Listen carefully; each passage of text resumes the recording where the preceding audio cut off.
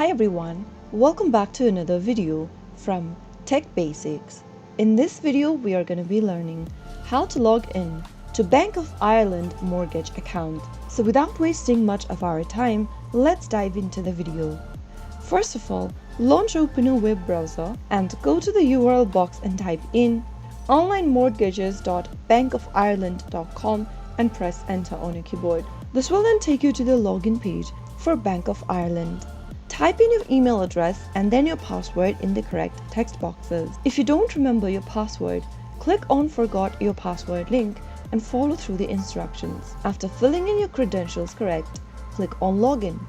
And you will then be able to log in to your Bank of Ireland mortgage account. That is how it's easily done. If you found the video to be helpful, go ahead and give us a thumbs up. Don't forget to subscribe to our channel by hitting the subscribe button.